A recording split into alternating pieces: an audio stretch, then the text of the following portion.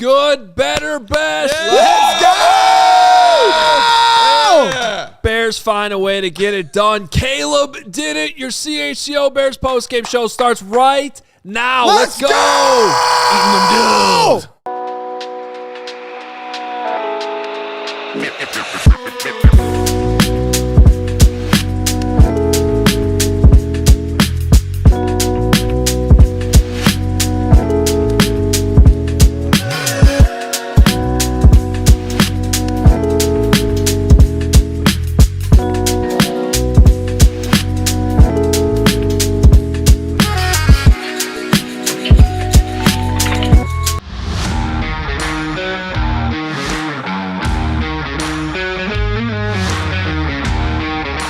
This is your CHGO Bears postgame show driven by Toyota. Let's go places and Bet365, whatever the moment.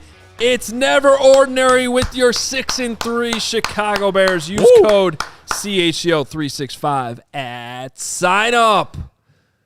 What a win for the Chicago Bears, who just, honestly, good, better, best, whatever you want to say. This is a team that that thing felt terrible. I'm sure you were at the game and making everybody miserable around you, down 20-10, and now it's just a happy, happy scene here as unbelievable fourth quarter for Dennis Allen, unbelievable fourth quarter for CJ GARDNER-JOHNSON, unbelievable fourth quarter for Caleb Williams, just willing the Bears to a victory today.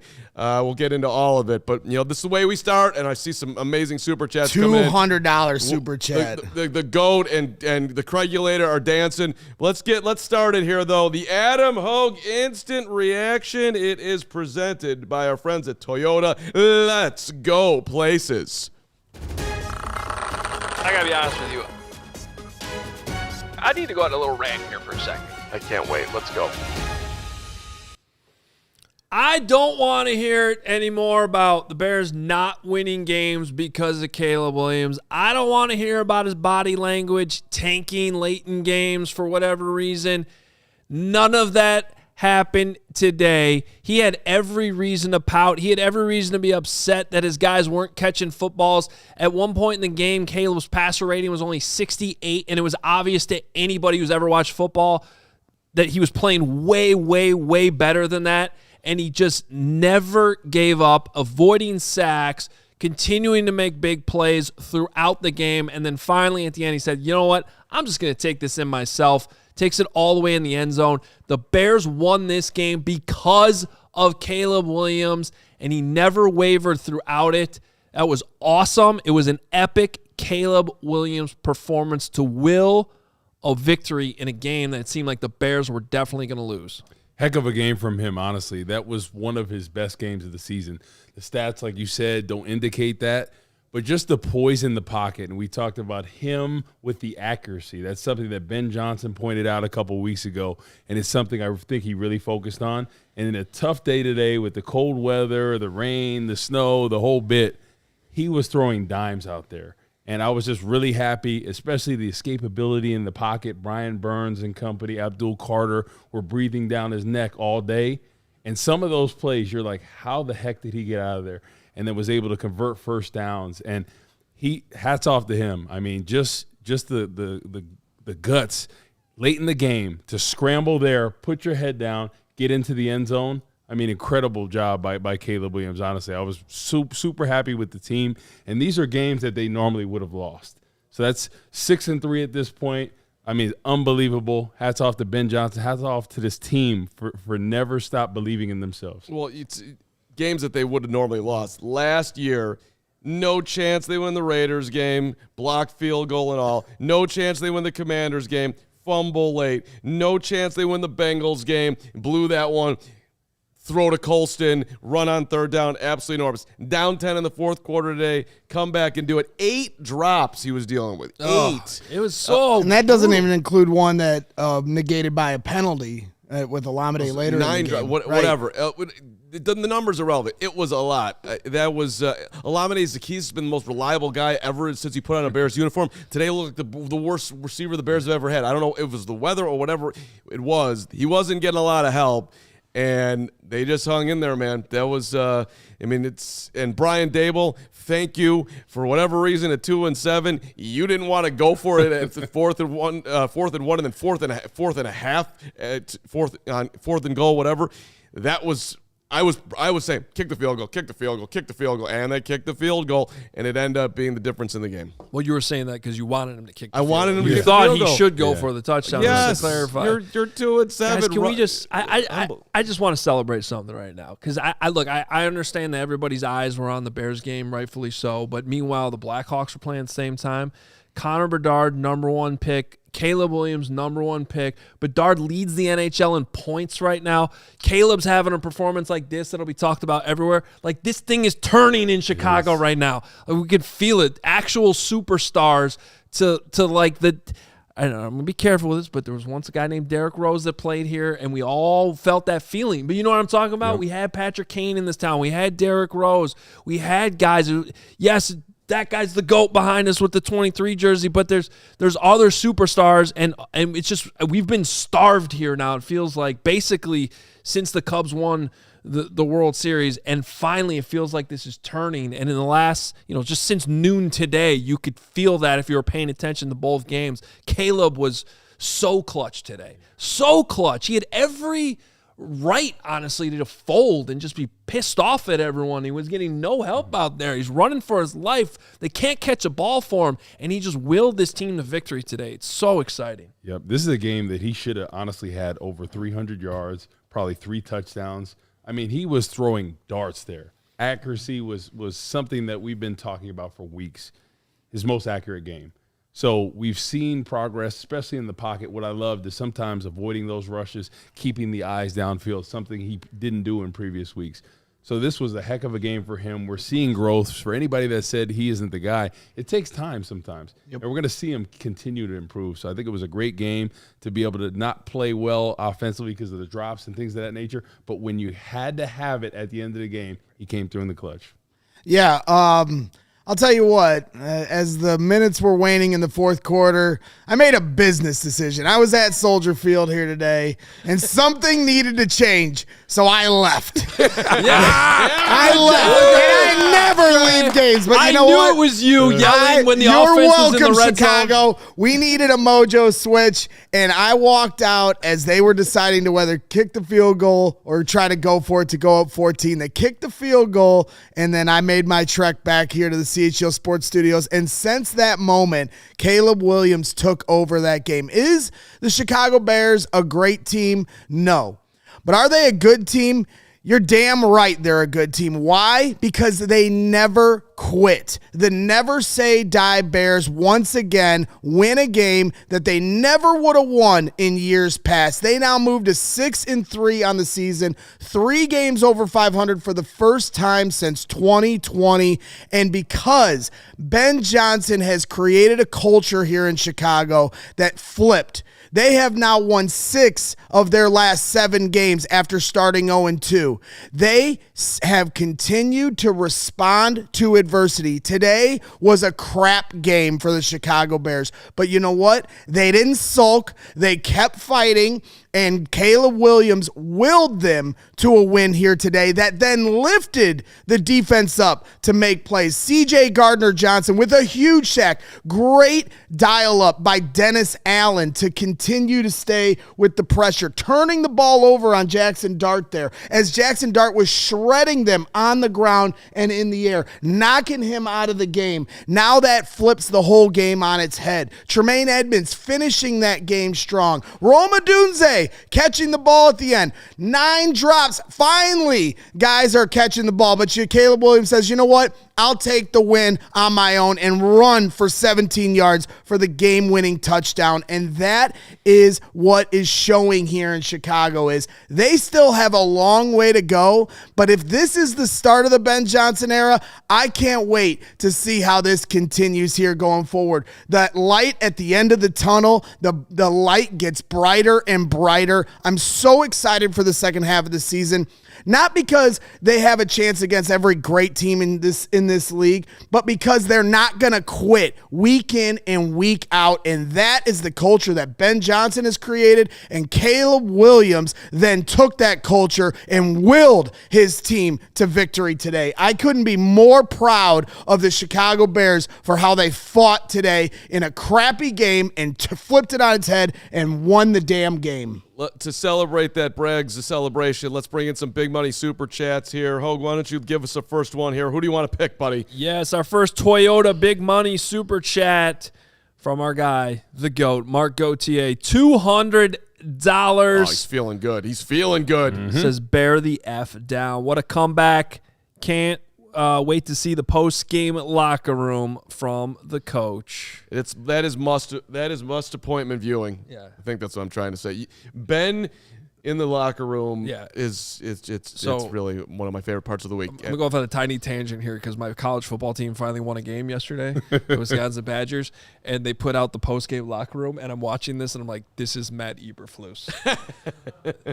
Guys, we really battled today. Right? It was right? great. We're going to keep swinging, guys, right? That's literally what Luke Fickle was saying, and it made me think back to Flus, and it made me appreciate Ben Johnson. Where you got, because you could always tell by, okay, it might be cheesy. It might be a little cheesy. I'll even give you that. But you could tell by how the players are responding. How excited. And if players are into it, then you're doing something. But if you got 100 Badgers in front of you and they're just kind of like, okay. We got our first one. We're going to keep swinging, coach. Let's get one more big money super in here from the Craigulator because the Craigulator's been consistent. It's time for the Craigulator. It's time for the Craigulator.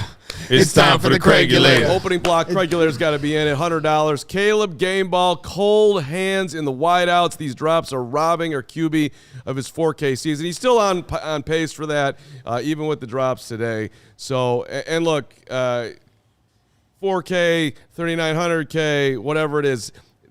If he takes the Chicago Bears to the playoffs in year one of Ben, really, is anybody going to care how many yards it is? That was an unbelievable performance and just hanging through. And I love the last play, the 17-yard run at least. He had Cole open in front of him. He's keeping himself, sees he can make it. Cole flips himself around, does a phenomenal job blocking. All the way into the end zone. It was fantastic. That was fantastic. Zaccheaus had a good block on the play. These guys are coming together. It's a beautiful thing. What are you nodding at there, Gregory? No, nothing. Oh, okay. Zaccheaus was open, but he said, nope, I'm not taking any chances. I'm going right in. You know what? And credit to Ben Johnson. And it's also, it could have just been coincidence, but it felt like, we're all kind of sitting there after Zaccheaus drops, his fourth pass of the game, whatever it ended up being that he had. Like, all right, either it's Luther Burden time or you didn't get the pick right. Correct. Well, it just, at some point, I don't care how much of a veteran Zaccheaus is. If you can't catch the ball, put in the other guy, and then they go to Luther Burden late. Biggest catch in the fourth quarter might have been Burden on the drive, put him in a field goal. Get him into 20 right away as the 2-minute warning. That kind of takes a sigh of relief because now you're in field goal range to at least tie, but you knew they were going for the win. And I agree. You hate to start the A block with all right, what are the negatives? But it was an ugly game, and I agree with you. Olamide Zaccheaus was a training camp MVP. And it really hasn't translated here in the season. At times, he is the security blanket to Caleb Williams, but you drafted Luther Burden for a reason. I agree with you, Hoge, and it's time to let him go out there and shine. It's time to let Colston Loveland, who made some tough catches here, out there go out and shine. And, hey, these guys are going to have to get used to letting these young bucks start elevating in this offense because they're making plays, and it's exciting to see and shows why they were worth the selections when they were drafted. This is why X's and Hogs had to be 12 minutes this week because they had to get that. I had to get that little circle in on number 10 and say it was time to get number 10 going. Well, it's 10 at 3 catches for 51 yards in the fourth quarter. One we're talking about. You get a little bit nervous when wide receivers are fighting for yards that they don't necessarily need, but Burden thought the ball was out. I thought the ball went out. It moved a little bit. I think it moved a little bit. I got nervous. The feistiness of Luther, you have to appreciate that, right? He's a playmaker. I mean, he was supposed to be a first-round pick. You got value in him at the second round. When he shows up, he catches the ball. He's able to get some yak. So you got to give him some more touches. Loveland as well. I think those are two bright spots that are younger guys that him and Caleb are starting to get a connection. Crystal's in the chat saying, Braggs left me. You're right. Crystal was like, is there a line in the girls' bathroom right now? Because I walked out for a second. I was like, nope. She walked away. I was like, I'm out. Later. So I had to. We had to switch the vibes. I hope you had a great end of that game. You deserve it. All the fans there deserved it. It was one of those quintessential Bear weather games. The snow was falling. It was cold, and the fans were toughing it out. Caleb was toughing it out, but everybody else seemed to be asleep at the wheel while the Giants were the ones playing like they were hot. And it was like, what is going on here? And then the fourth quarter starts, and the Bears just flip the switches. And Greg Olsen, on my way back, was calling it dead to rights on the decision on the goal line when the Bears had 12 men on the field. Yeah. And he's like, I'm going for that if I'm the Giants. Day. And they don't. And they coached not to lose in that moment, and then that opened the door for the Bears to win that game. But you have to give all the credit has to go to Caleb Williams. And I know there was a lot of people out there sharpening their knives, their moronic knives at Caleb Williams as if he needed to do more in that game when he can't. I saw Hoge tweet it. He can't catch the ball for them. You know, you can point at Ben Johnson and say, oh, they could have ran the ball. He's dialing up plays where the ball needs to be caught. And the Giants were doing a good job of keeping everything in front of them after those first couple series. And it's just a war of attrition, and the fact that 2 weeks in a row, the Bengals game and this game, to win the game through the air with your quarterback is just something we are not used to here in Chicago, and it's exciting times ahead. One of those websites, I think they call it Unrealized Yards, keeps track of essentially the yards that would be on a quarterback's stat sheet if they just catch the ball. And I don't know what it is off the top. Someone's gonna have to go back and do that, as well as websites do that. Definitely you have 400 yards today? Yeah. I mean, seriously. Yeah. That's how many drops there were. You think about even capitalize on half of those. DJ makes that tough catch in the end zone to start the game. If he makes 9 drops on offense, there's how many dropped? There was a couple dropped interceptions in this game. Sean Wright in the end zone. Like everybody had the drops today. DJ got dinged up. DJ did not have a catch on 4 targets. Zaccheaus had 1 catch on 4 targets for 5 yards. It just the DeAndre Swift had a drop, maybe 2, I think. One down the sidelines. That was a tough play, but he was targeted 8 times. He caught 5 balls. Rome had his share of drops again. It just goes to show you, though, we said it last week, the untapped potential with this team. They are capable of making these catches. So I'm not trying to run any of these players off. They just got to catch the ball, and I believe next week they will. But for whatever reason, it just became contagious here today. But it then leads me back to more encouragement of, man, when they get all of this clicking and clean up the mistakes, the sky is the limit. So who knows what happens this year? They're 6-3. They put themselves in a great spot to make a playoff push here in November and December. But ultimately, I really encourage fans to try to not obsess about that and just appreciate what they're building here right now, because win, lose, or draw, this team's going to fight, and this team's going to get incrementally better every week because of Ben Johnson and this entire coaching staff. So couple things there, and we'll get our first time out and our first little interlude. First of all, if you're watching right now and you're brand new, hit the like button, hit the subscribe button. We are here Monday through Friday doing shows, sometimes 3 shows a day. 3 shows tomorrow. 3 shows tomorrow. Hoge and Jahns in the morning. We're live at 1, and then whatever After Dark is at 7 o'clock tomorrow night. Is that right? Whatever. It doesn't matter. Hit the like button. Hit the subscribe button. Bears After Dark, whatever, and whatnot. Phenomenal show. Become a diehard and whatnot. Become a diehard and whatnot. So thank you to all of you. Can we get one more big money super chat? Let's get Bill O on here. Bill. Big money super chat from Toyota. $200, $199.99. Bill, you're the man. Go Bears, but stop dropping the ball. Guys, give Caleb a game ball. I guarantee you in the game ball segment, he might get all the game balls. Although you better get one. There's plenty to go around, though. CJ GARDNER-JOHNSON's getting one. I mean, if Ben tries to throw the game ball to anybody else in that locker room, they might drop it. So, I mean, Caleb's the only one. Gregory! Bang! Gregory! That boy's feeling good. All right. We can say that nicer now because they won. I'll bet you Caleb, he hasn't gotten a game ball in the middle. It'll be cool to see him get a game ball today. To see how Ben does it. All right, let's before we get to our QB. It's called the Franchise Focus. We've been doing it for 4 years. Franchise Focus. Well, actually, we didn't. It was called, what was it called when Justin was called him The Fields Guide. Yeah. Franchise focus. The franchise is here. That's going to be here in a second. But the real haul. But first, whatever the sport, the app to bet is Circa Sports Illinois. Circa Sports, it's sports betting the way it should be. Circa Sports Illinois has high betting limits, low holds, and exceptional customer service. Check out for yourself. We just have the best lines. Best juice. They take care of you. Customer service is top notch. Bet on all your favorite teams in every game this season. Look at that Sunday night spread tonight. It's interesting. Chargers favored 2.5 points. It's been like 80% Steelers fans inside SoFi Stadium tonight. I wonder where Derek Stevens is putting his money on that game. Maybe he just hangs out and just owns the thing and doesn't actually gamble on the games. Who knows? He's probably just hanging out. Yes. Oh, he gambles. Okay. Yeah. Okay. Spreads, props, futures are in game. Circa Sports has it. You can fund and bet like a pro from anywhere, anytime in Illinois. Download your new bookie today at circasports.com. Must be 21 or older. Gambling problem?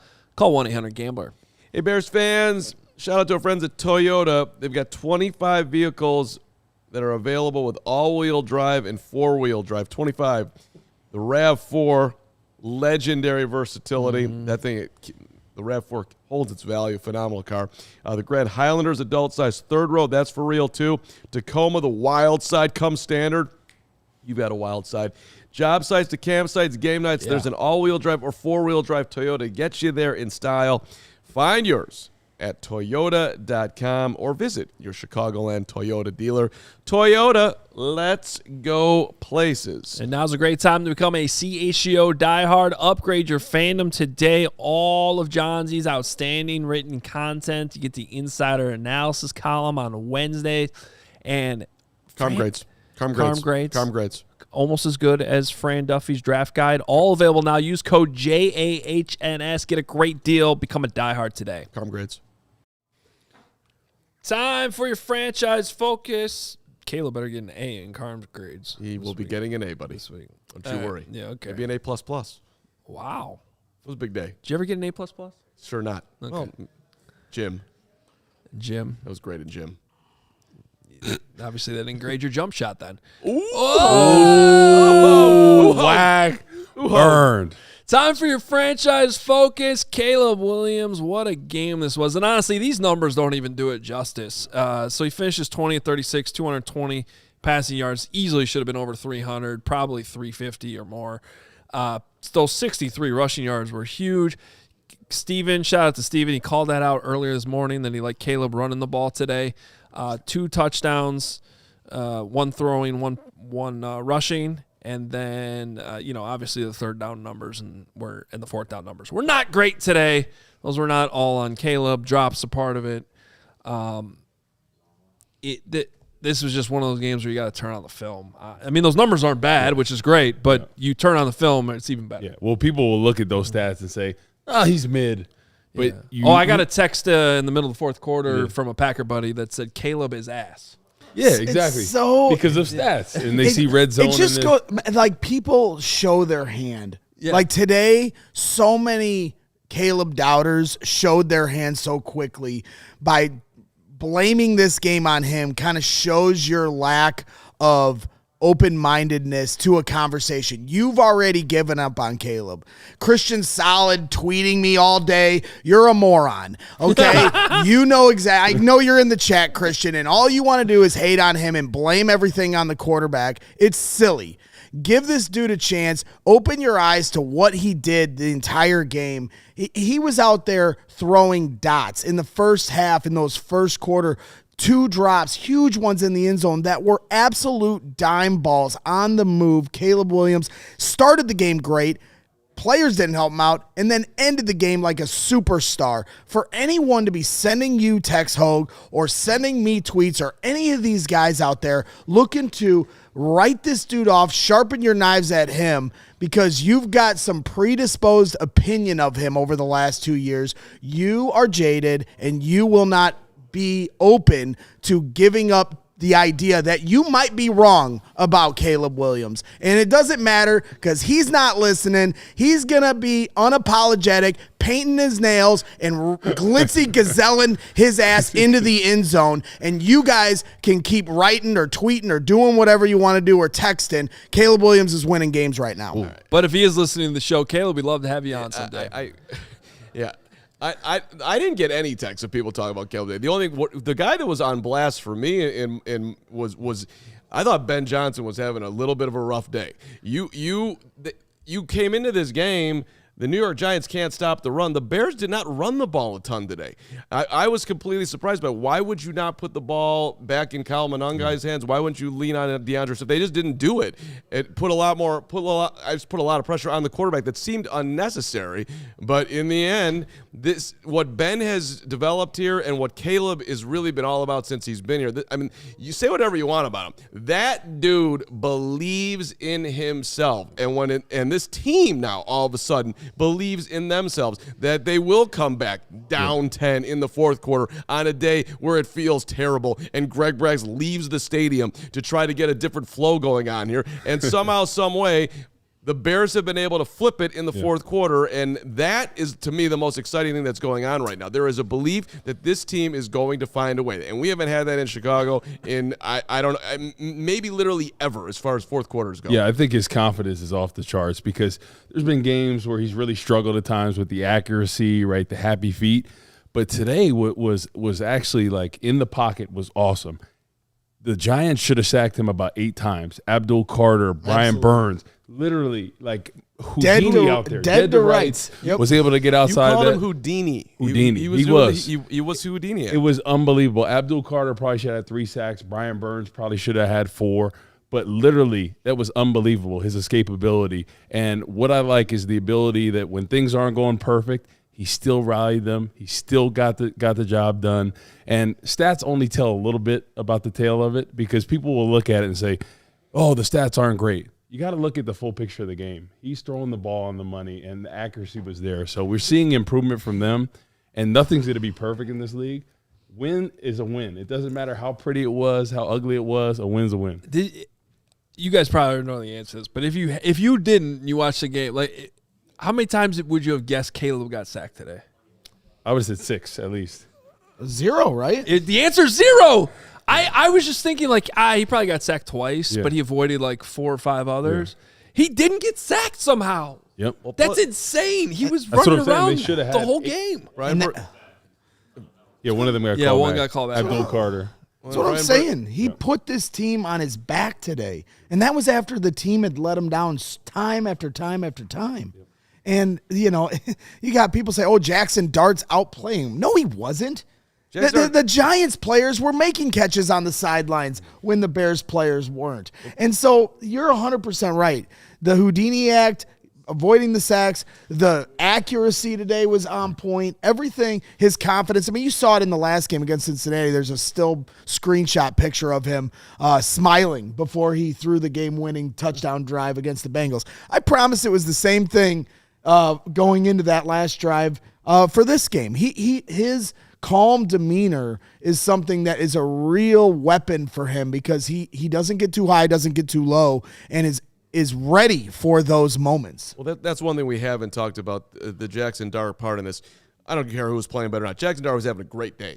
Phenomenal. He's going to have a good career. The guy looked great, and he was competitive as hell, and he was doesn't have Malik Neighbors, doesn't have Cam Skidaboo, and he's still making plays. He was fantastic. And the biggest play of the game was Jaquan Brisker getting a good piece of him and him landing awkwardly on his head and being concussed. Once he left, that's really when the game started to change. They did not have that weapon. Well, I mean, but yet they still had Russell Wilson, who's once won a Super Bowl. Yep. Yeah, but that's a tough situation. The lack of mobility, I think, really hurt them the rest of the 100%. game. And they had that one short yardage situation where, they all of a sudden Jaxson Dart's legs aren't a part of it anymore. Even his touchdown run early in the game, we're all in here saying, got to watch the quarterback run here. Greg Olson's saying it on TV. Apparently everybody in the stadium knew except for the Bears. Now, the one thing I will say, and this isn't I told you so that I take pleasure in, because you never want to see a player get hurt.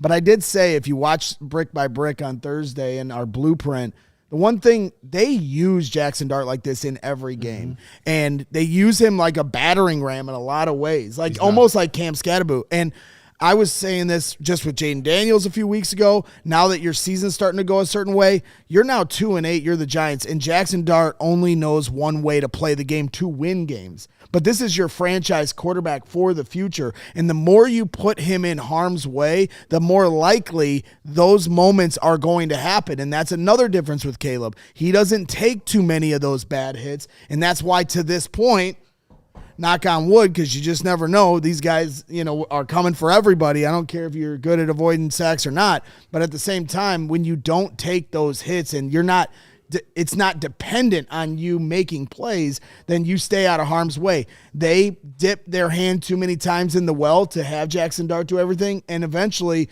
a defender is going to get you. Yeah, and I think the one great thing about what Ben Johnson is doing, he's not doing a lot of those design runs for Caleb Williams. These are all off scrambles, his rushing yards, which is great. Because you look at Jaden Daniels, right? He got hurt in that game. He runs the ball a lot. Jaxson Dart as well. They're not these big guys like a Josh Allen or a Cam Newton. So I kind of don't understand why you'd run them like running backs. They're not these big guys. So anytime you have a good passer, I'm going to limit the times that he's going to run the ball just because that margin of error and him getting hurt, you're more likely to But I have get it. The Giants have no choice. They don't have Malik Neighbors. They don't have Cam Scatterboot, who would be their battering ram. But even when they had Cam, they were still running Jaxson like that. So, now they have to make a decision here going forward. And this isn't a Giants podcast, but at the same time, they're 2-8.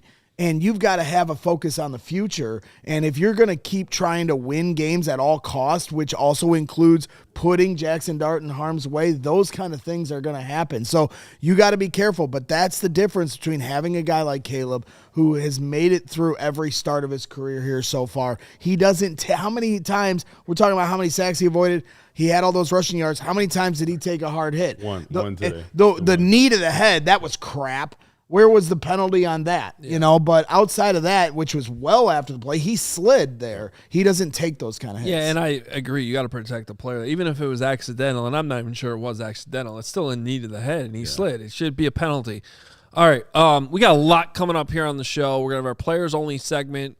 Jerry Azumah, Lance Briggs will join us coming up next. We're also going to get Adam Jahns out at Soldier Field. We have a ton of locker room sound coming in from our guys, Johnsy and Pat Norton, and we'll hear from Ben Johnson. So don't go anywhere. Hit that like button if you're here for the first time. Please hit subscribe. We're getting closer and closer to 100,000 subscribers on the YouTube channel. So help us get there. We'll take a quick time out. Big money? Big money? More big money? Big money. What big money? Get Huss in here, Hoge. $100 from the Hussy. Huss. You can't believe what's happening. Huss. You're not alone, Huss. Carry Huss $100. And what the F? Did I just see what I think I did? The season is giving me a heart attack. Thanks for the coverage, boys. Bear down. Bear on fire. Fist pump, whatever that is. Listen, I get the whole heart attack that everyone's having out there. Did you say bear on fire? I don't know what I just did. I get it, Huss. I get the heart attack they're having, but it was. I mean, the Bears were down in the second half. I would not bet 365 and put money on the Bears. I was just like, smart play. This is it used to be the opposite. I remember I'm getting points. Yeah, 2022 when Flus was the coach, I would do the opposite. If the Bears would be winning the third quarter, I would go bet the Packers. Yeah. Every time. Well, because you know what they've ran into the last couple of weeks, and now obviously last week with the Bengals, they don't have Joe Burrow. But this week in particular, you've got a Giants team that still has to learn how to win. They've got a young quarterback that can make plays, but they still have to learn how to win. The Bears were that team last year. The Bears were that team to start this year, and now they've found an identity, which is to never quit and to finish games, and that's on offense and defense. And so now all of a sudden, the Bears are that team that learns how to win. You heard it on the telecast with Greg Olsen, who's amazing. To me, the number one analyst out there calling games. And we'd love to have him on the show. The Bears should trade him again. The Bears should trade for him. But, but regardless, what I'm going to say is Olsen said, finishing games and winning at the end is kind of like poetry. You've got to have situational awareness. You got to have good coaching. You got to have guys that can come up in the clutch. And right now, all of that symmetry between those three elements are happening for Chicago. Forget who they're playing. It's the Bears that are taking these games and winning it. It's not the other team losing it. And there's a big difference in that. Let's do one more big money super from Screaming Braggs, $199, $200. And We should let Greg read it. You want to do that? Yeah. Well, what? Okay, Screaming Braggs, $200 super chat, and I was told not to scream during the game. Don't do the part that's in parentheses, though. Yeah, we don't need you to pee in the chair. Yeah. What? How does it go? Yee-ah! Lance Briggs in the distance laughing at that one. That wasn't Briggs, screaming. that was screaming. That wasn't Screaming Braggs. That was Cowboy Braggs. I don't know what the hell that was. Yeehaw! Indiana, baby. For those listening to the podcast, in parentheses, it says peas a little bit from screaming. He probably just That's did. why he's covering himself up with the laptop. Yeah. Yep. He did Mr. that. Pillow. That's really why he left the game. Hey, leave me alone. Yeah. All right. All right. Yeah. Briggs and Zoom join us next, but first.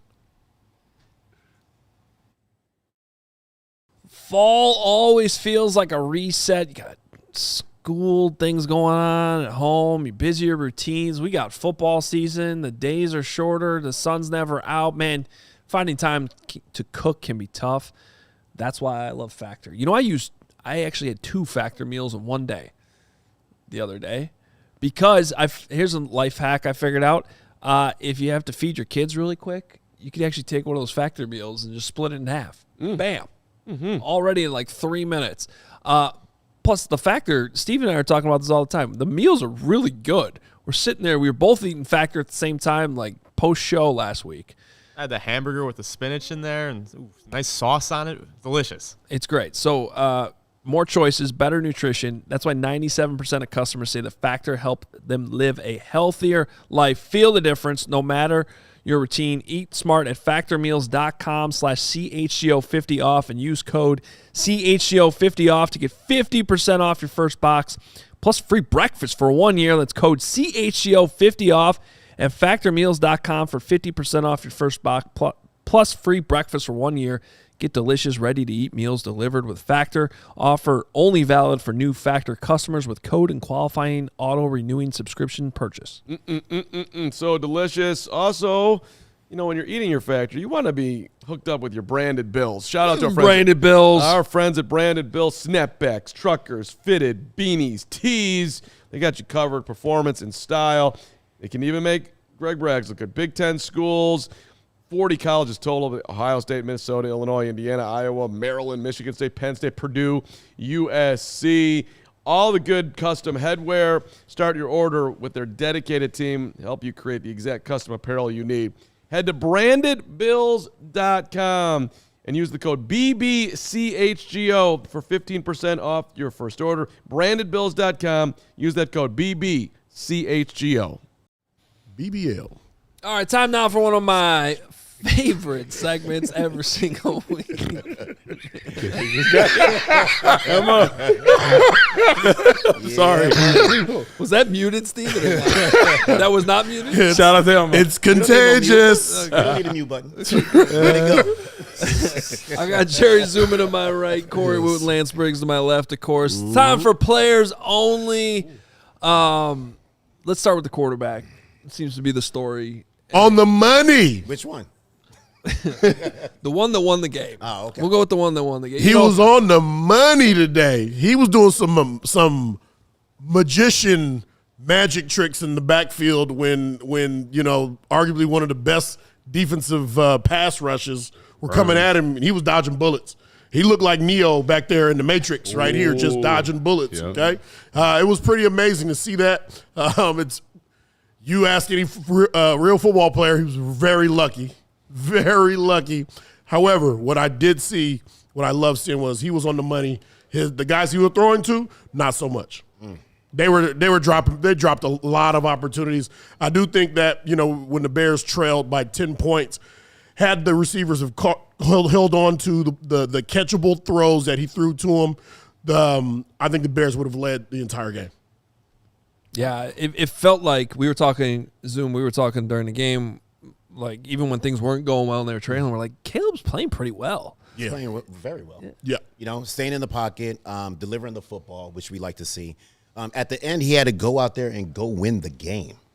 You know, and he took it upon himself to go out there, grind it out. Obviously, there was a couple of runs. I think he had 8 runs for like 60-something yards, which is actually really good. Yeah. But that's sometimes you just have to do that. Sometimes it's important to win ugly. This team is finding ways to win, and they're winning ugly, but they're still wins, and they're still counting. Zoom, I don't know if you noticed when he ran that ball, Zaccheaus was wide open. Wide open. He was. He said nope. No, I'm taking it to my hand. No. Zaccheaus was rejecting the ball. Yes. It's like when you're in rec basketball when you're a kid, right? And not everybody's on the same playing level as you. You're the best player. You got people that can't catch the ball. At the end of the game, wide open person, you're going to take it to the rim and you're going to shoot yourself. Right. Yeah, and that's doubt. what Caleb Williams did. You know what's interesting is that always around this time of the year in November, the basic fundamentals just break down.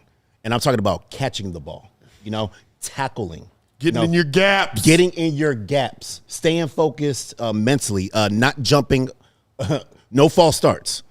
These things break down and start to happen around this time of the year, and they have to be sharp, because look, the Giants aren't really that good, and now we're getting to a schedule where these teams are going to be very good. And you can't make mistakes against these type of teams. So, we'll take the win, but there's a lot of things that they have to fix to get to where they have to get to. Right.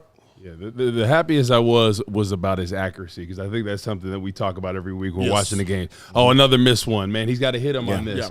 But all day it was like, man, that's right on the money. So I think we saw growth from him in the pocket. Didn't have that happy feet, avoiding some of the rushes, keeping the eyes down the field. That's what you want to see, because he has all the talent in the world. You're just like, when is he all going to put it together?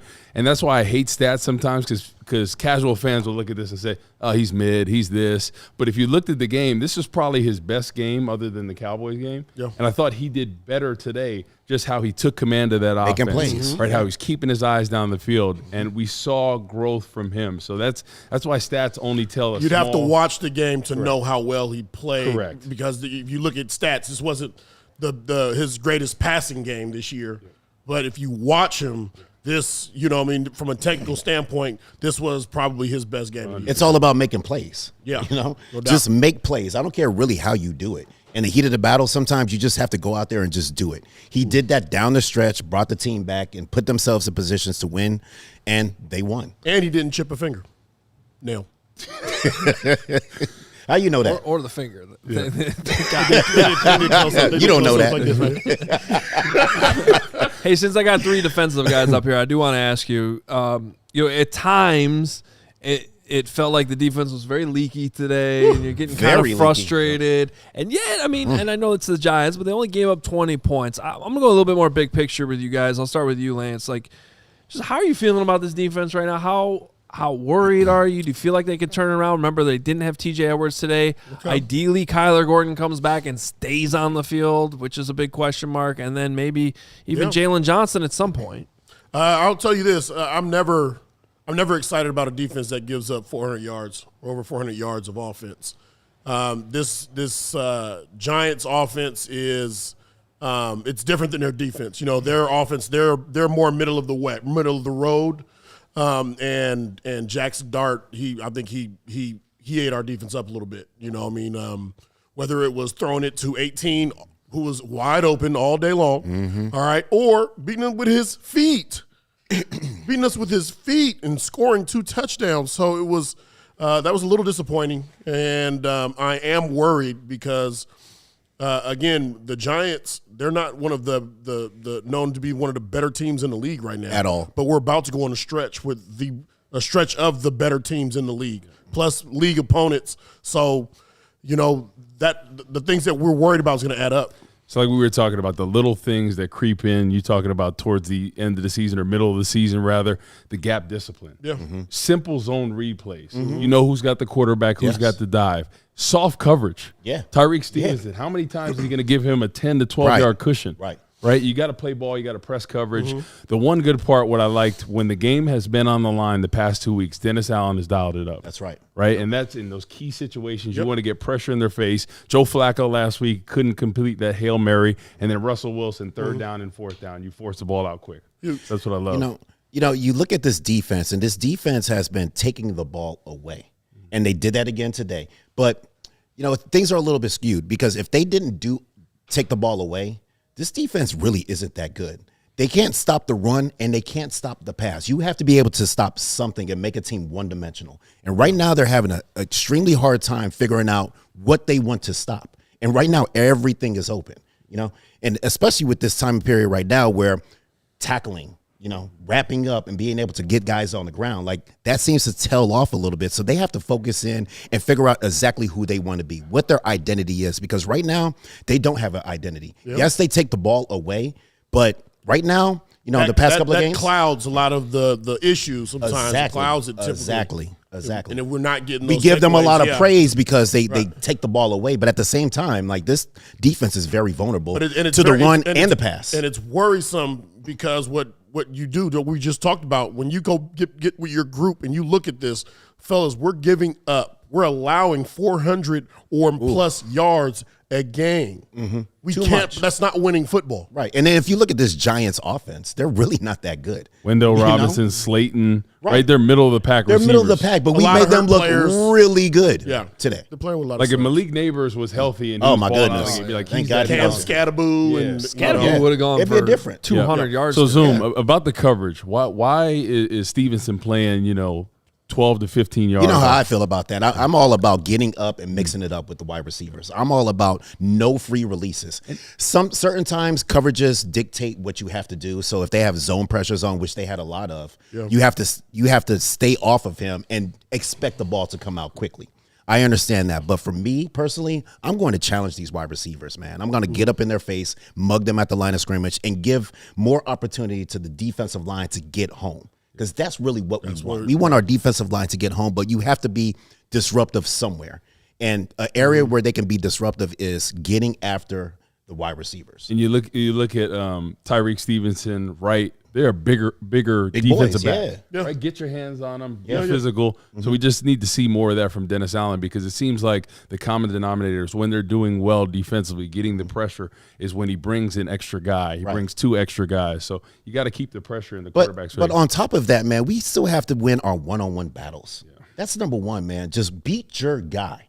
And we haven't seen that on a very consistent basis with the Chicago Bears defense right now. We have to be able to beat our guy, and then finally we can put in some things to kind of mix things up. But it starts up front in the trenches, and you have to be able to go one-on-one and just beat your guy.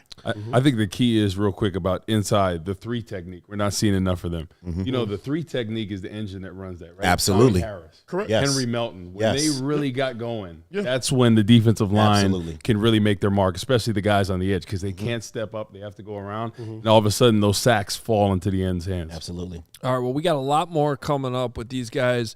Jerry Azumah, Lance Briggs will be on the Brick by Brick after show as soon as CHGO Bears is done. And we will get a Toyota Super Chat in here before we hear from Ben Johnson as well. We got Jakey New Shoes. Okay, Jakey New Shoes. New shoes. Yeah, he's got new shoes. $100. He says, long-time listener, first-time super-er. Diehard fan since 2001 in Northern California by way of South Texas, adjusting to being in games till 000. Loving it. Love CHGO and everyone there. Even the Carmonica. Hella stoked, y'all. Bear down. Thank you for that. Your first super, Jakey. We appreciate the support. Again, hit that like button. Please hit subscribe. And these guys will be back with the Brick by Brick after show in a little bit. We got a ton still coming up here on CHGO Bears. We're going to hear from Adam Jahns at Soldier Field, more from the locker room. But first, you want to hear from the head coach, Ben Johnson. Good, better, best. Let's see what Ben Johnson had to say after the game today. Okay, here we go. I think the only guy that we had that did not make it into the end was Hippolyte. He had a knee. So, I told the guys in the locker room a minute ago, it really feels like I'm on repeat here. Just these guys are finding a way to fight until the end and win these games. And so, once again, not our prettiest game. We had a number of things go on, and drops on offense, and just we weren't playing consistent or efficient football on that side. And then defensively, we had a couple explosives. They doubled up on us at halftime there with the field goal before the half, and then the touchdown out at halftime. And it's easy to feel the momentum swing in their favor, and yet our guys didn't waver. They stayed consistent with it and fought until the end. Give their guys a lot of credit. That's a really good defensive front. I thought they came out and competed and made it really challenging for us on offense. And I think this quarterback that they have is going to be a really good player for a long time as well. So, credit to our guys for fighting through there at the end and coming away with one. So go ahead and open it up from there.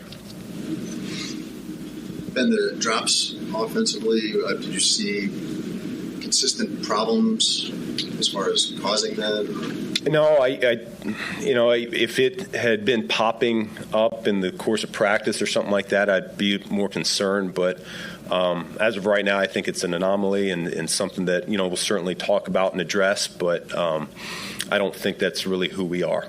When you guys signed CJ, there's a lot of question marks and uncertainty about how that's going to go. And to have him come out and just be a total playmaker the first 2 weeks, what do you think that has done for you guys and for him in that locker room? Well, I would say this. I gave him one of the game balls, and he kind of alluded to it. You get football taken away from you, which he felt like last couple months that's his story. And now he's here with a bunch of guys rooting for him, and he's grateful for the opportunity. And so it gives you just a greater sense of appreciation. And so he's always been a phenomenal football player. I think he's found a good home here in Chicago. Our guys are gravitating towards his swagger, his playmaking ability. I think he's quickly becoming one of us. So certainly not surprised by his performance. I've seen it for a long time now. How would you describe the way that Caleb made plays with his feet in the fourth quarter, especially? Yeah, I mean, I tell you, he looks like a Houdini back there in the backfield because, like I said, that's a really good pass rushing front that they've given a lot of teams fits. I think Burns is leading the NFL in sacks, and so there are times where he's trying to escape and making some things happen. He had a couple throws down the field, but like you said, over 50 yards again rushing for the second week in a row. And I thought in the fourth quarter there we really needed that as a shot in the arm to end up winning that ball game. So credit to him. And how do you weigh the strong finish versus putting yourself in that position in the first place? Yeah, well, I mean, it's. I feel like that's happened a few times for us now, and the good news about it is our guys are starting to. I shouldn't say starting to. They have this belief that we're going to find a way. In the fourth quarter, provided it's somewhat close, we're going to find a way to come out on top of this thing. And it's week in and week out. They're proving that. Now we'd like to take it to the next step as a football team to where we're up by a score or two in the fourth quarter early on, and we can shut the teams out that way. But that's hopefully next week. We'll take them as they come. But once again, we found a way to win, and that's the most important thing. You talked about wanting to be at your best by December, and you said the last couple of games, this hasn't been your best performance, but to be 6-3 despite that, to have that much headway in the standings, what do you think that gives you as far as an opportunity as you're trying to fix things? Yeah, well, I mean, I see improvement. I can tell you just offensively, this was we talk about playing clean football. I know we made a number of mistakes, and the drops certainly popped up, but 3 for 4 in the red zone. We only had 3 penalties as a team here this week. Those are 2 areas that have really plagued us.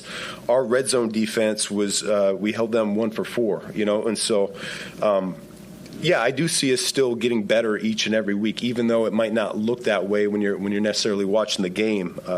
There's growth. There's growth each and every week right now. So you're right. We got to continue to get better. We got some really good opponents coming up here, and we will be playing our best football in December. It seems in those moments of improvisation that Caleb seems to be at his strongest. How do you balance allowing him to have that room to improvise, but also staying within the system that you expect? Yeah, and so that's the more time we spend together. We watch the tape, and we go over every play in practice, every play in the game, and he and I are seeing it exactly the same, and so he knows when he should step up and try to just dump the ball down to a check down right away. Me out because I don't feel like I need to be perfect with these play calls. Like he's gonna make these things right, and so that's the balance, that's the trust that we have as a quarterback and a play caller. Ben, do you have a package of play calls for those kind of do-or-die drives? And do you also notice that Caleb's intensity levels up in those situations? I don't notice anything different about him. I think he's been locked in probably. This week in particular was probably his best week of preparation, just as a whole, from start to finish. And so I feel like he was locked in from the moment I saw him this morning up until that last drive. And so I think he's doing a good job with all that. But, there are certain plays that we have for certain situations, but more often than not, I'm thinking players instead of those particular plays. Who can we get this ball to that's going to come through for us? Was there a more concerted effort to get Rome the ball today? We always have a concerted effort to get Rome the ball, to get DJ the ball, to get Luther the ball, to get OZ. It's all these guys. They all have plays, and so each and every week, Colston, Cole, all these guys, they deserve a chance to have the ball in their hands. You guys' defense will have bigger challenges than this coming ahead. How do you see the defense getting better? Every week changes. I do think, CJ's presence, he's going to continue to get better within this scheme. Hopefully we'll get TJ back at some point up front. I think I'll got to take a look at how Book did today. But like I said, Sweat's really been coming on since the bye week. I can feel his presence out there. And then maybe we'll get some reinforcements in the back end at some point as well. So I think we're going to be just fine. Each week's its own story. I keep saying that. So just because we play well one week doesn't mean it carries over. Just because we play poorly one week doesn't mean that carries over either. So end of the day, we just need to continue to find ways to win.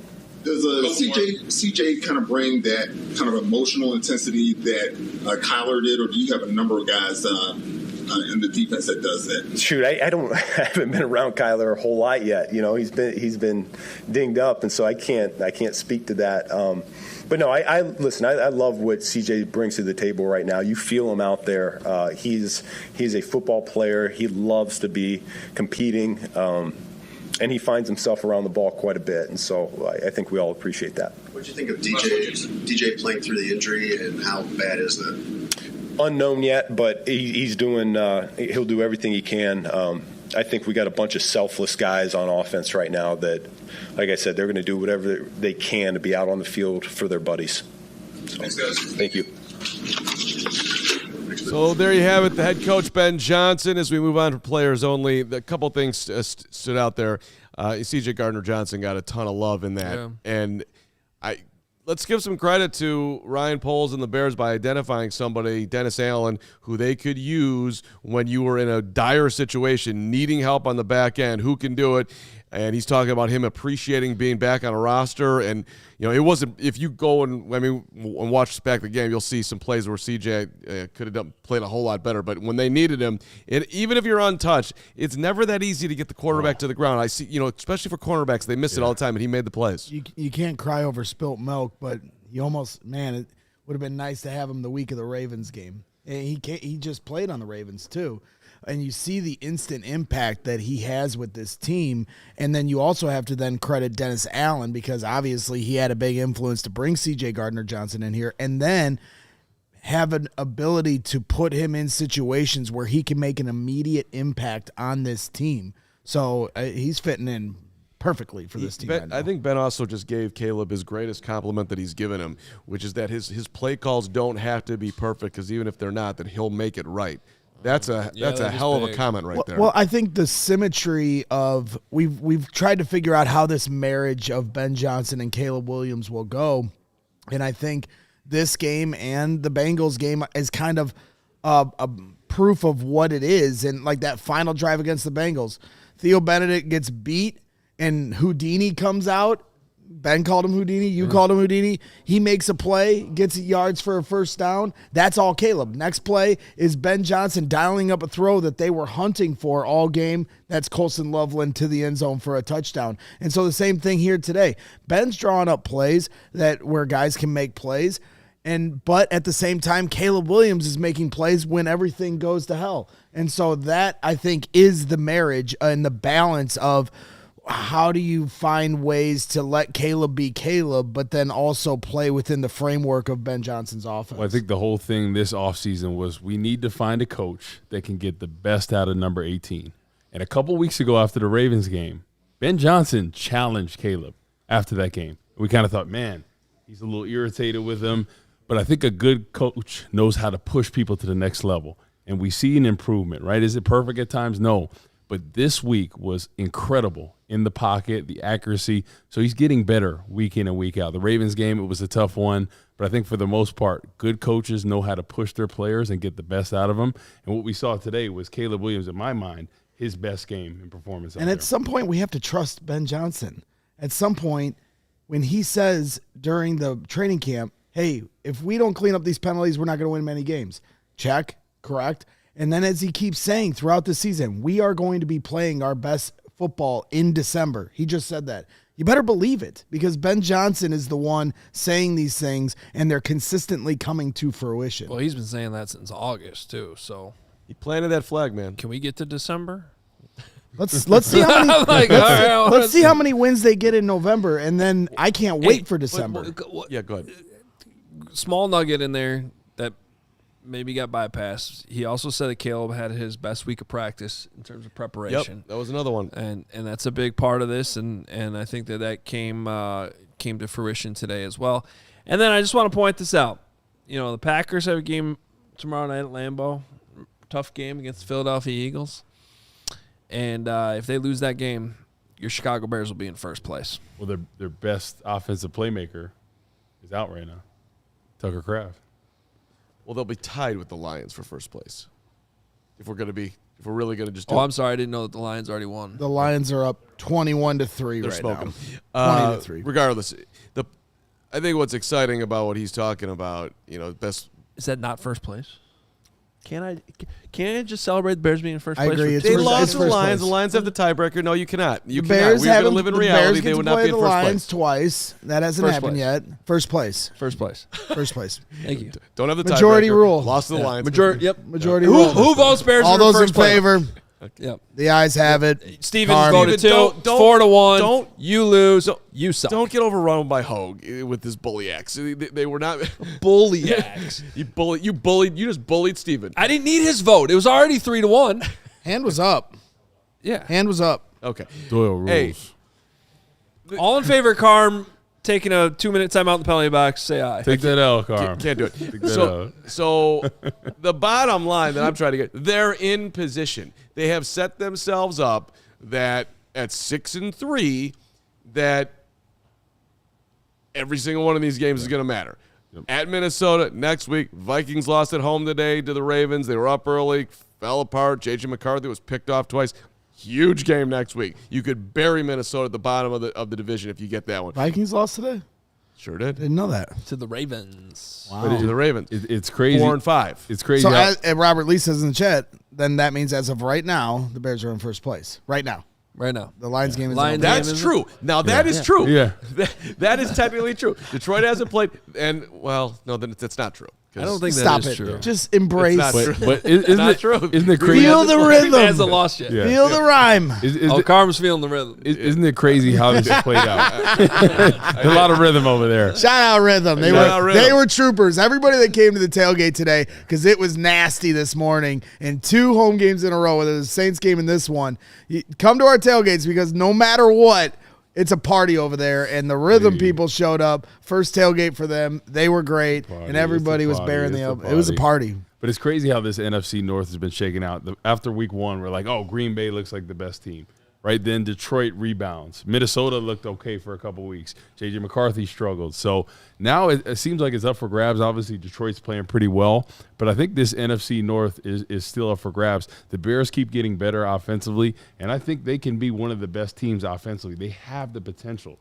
And like Ben Johnson said, in December, we want to see where they can be offensively. And who do the Bears play the last week of the season? That would be Detroit at home. Detroit? Nice. So, hey, Coming together. give all Detroit all the credit, man. They're a great team, and they're the division champs back-to-back years. But they're going to be outside. Who can be that second-best team in the division right now? And then who can make their statement at the end of the year? Remember that girl on Dr. Phil, Catch Me Outside? How about that? Last game of the season, baby. How about it? Sorry, I want to play Byard. People keep telling me Byard's good. Okay, great. Last point before we play Byard. How many people were in the locker room? They got the Bears have the rubber hitting the road. Happy, do they? They have 2 games left against teams that are under 500. That'd be the Vikings at 4-5 and Cleveland at 2-7. Pittsburgh, Philly, Green Bay twice, Detroit, San Francisco. Right. You got if the gauntlet is here, they're going to have to go through it, and You got to go at least 500. You got to start beating good teams. They got to get to 10 wins. You got to That's what start they gotta beating do. good teams. Now, the Commanders game, they beat a good team that day. Jane Daniels was still there. I know that now the Commanders are not a good team, but that wasn't the case when they played them. And so, yeah, we understand. They've had a fortunate schedule here. And now, okay, you've learned how to win. Now you got to learn how to beat good teams here coming up. It's a great test. That's what I'm saying. Just embrace the rest of this season, no matter how it shakes out, because there's a progression happening right now, and we're going to find out what they're all about here. All right, Kevin Byard inside the Bears locker room. Our guys were there to get it. Here's the Bears safety. Every week, the emotions towards the end of that game is always huge, but I've always been a believer of, culture. And we talk about culture a lot here, but I think culture is defined when you're facing adversity. And we faced adversity a ton this year, and we've been able to overcome every single time. So that just lets you know what type of team we have.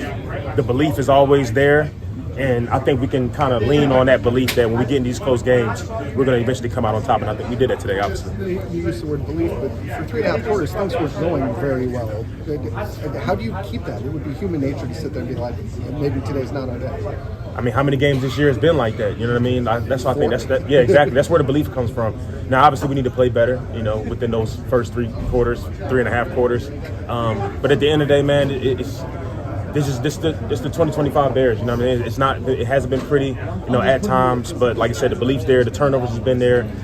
We've been able to just make clutch plays at the right time. And at the end of the day, that's football sometimes. What can you say about the impact CJ GARDNER-JOHNSON has made just 2 weeks with this team? Huge. I mean, I don't know what place he is in sacks right now, but 3 sacks in 2 weeks. Just happy for him because, I kind of understand what it's like to come to a new team middle of the year, making the impact plays, and he's been making. He's been on the couch for a little bit, so just happy for him to get the game ball at the end of the game as well. I mean, he's a hell of a player. We always knew that. So for him to come in and make those plays to help us win ball games is huge for us as a team. What made it so difficult to corral Jaxson Dart? I mean, we've seen it on film, and he's a hell of a player. I think that's probably one of his strong suits, being able to have those scramble plays and things like that, similar to Caleb Williams in a way. We just got to be a little bit better. I think a couple of those runs, probably a little better on the run fits. But like I said, credit to him. He's a hell of a player. I mean, I hope he's okay with the injury or whatever. But like I said, man, he was doing everything he could to keep his team in the game. So like I said, just hopefully he's going to be healthy. You got a pretty tough schedule the second half of the season. How do you compartmentalize? Yes, we won, but we need to be better if we want to step up. Just being 1-0 every week. We're not going to concern ourselves with the bigger picture and all that stuff. We're just going to have tunnel vision. Obviously, next week we're going to go up to Minnesota, a huge division game that we need to go win. I think I seen that they lost to Baltimore today, so we got to make sure we go up there and handle our business. What was your perspective on CD's last sack? I was covering, so I actually had my back turned. I just heard the crowd roar, and I seen him doing this little celebration or whatever. But no, it's huge, man. 2 sacks today. He's been playing big-time ball for us, and obviously he got the fumble for us against Jaxson Dart. So, I mean, player of the game on defense for sure. What was it like watching Caleb do that in the fourth quarter? Come back, it looked like he was hobbled a little bit. Man, I've seen it too many times. I mean, when the game is on the line and we need him to make a play, he has ice in his veins. And I just think it's just the maturation of the growth that he's been showing and the greatness that he has, man. So, like I said, just happy for him to be able to – I mean, he thrives in those scenarios. I mean, he doesn't flinch at all. So, we know if the game is close, Caleb's going to, make it happen for us. All right, and shout out to Dennis Allen, couple big-time heavy blitz calls there at the end of the game. And got to have at moments each of the last 2 drives, I believe, came up big and led to the pressure with Russell Wilson not really being able to move like Jaxson Dart. I was told the players were given tomorrow off. Now tomorrow, Victory Monday, little bit of a victory Monday for the players. No, coming for Look at the look by Braggs. treatment. Get in there and work. Get in there. I'm showing up. That's show up to work tomorrow. Don't listen to Ben. They ain't gonna let you in there, man. Just kick the door down. Getting Boom! kicked out of Hollis Hall. We're man. working. Well, usually they'll still go in for treatment and stuff, but whatever was on the schedule in terms of meetings and stuff, They're gonna enjoy this one. Go home and all good. As long as they come in Wednesday and the pads are on and they're ready for the Minnesota Vikings. That's what we need, baby. Yeah. How about the quarterback? Played pretty well today. Should we hear from Caleb Williams as well? QB. We probably won't do the whole thing here. We'll give you a will. snippet of the quarterback. Adam Jahns is getting ready at Soldier Field right now as we speak to join us as well as we continue to bring you all the post-game sound and highlights from the stadium after this Bears victory. Here is the quarterback. What's up, everybody? Caleb, it's been another week of you all coming behind and finishing for a win. Yep. What's been the method or the practice that has allowed you all to do this consistently? I would say just the understanding of this is a National Football League, and we have a great offense, great defense, and great special teams and great coaches. And so the confidence in us and the confidence in the coaches in those moments is there. And I think that shows in those moments. Defense shutting people down in those moments towards the end of the game, not allowing them to go down and drive and kick a field goal or whatever. Well, they need to score at the end. And I think for offensively, it shows the calmness. Obviously, it wasn't our best game on offense, and the calmness at the end of the game, the belief, the faith, the hope, and like I've spoke about before, living in the know. I think that's where we were, and we knew that it was going to be a full 60-minute game, and that's what it took. On the winning touchdown run, what's the original intent of that play, and then take us through your different? Yeah, it was a naked keeper, and once I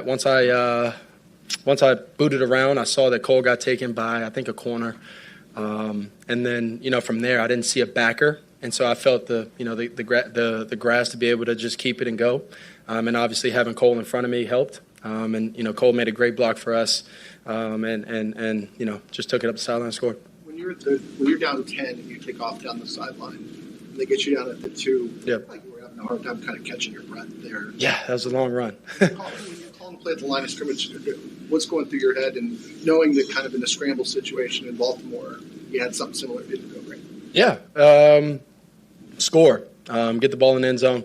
That was the only focus, only goal. It didn't matter how tired, how fresh, how any of that. It was score, be able to get the defense back on the field, and have them go stop, which they did, and then allow us to go back out there and have a game-winning drive. When you're breathing heavily and tired and all of that, how do you calm yourself down?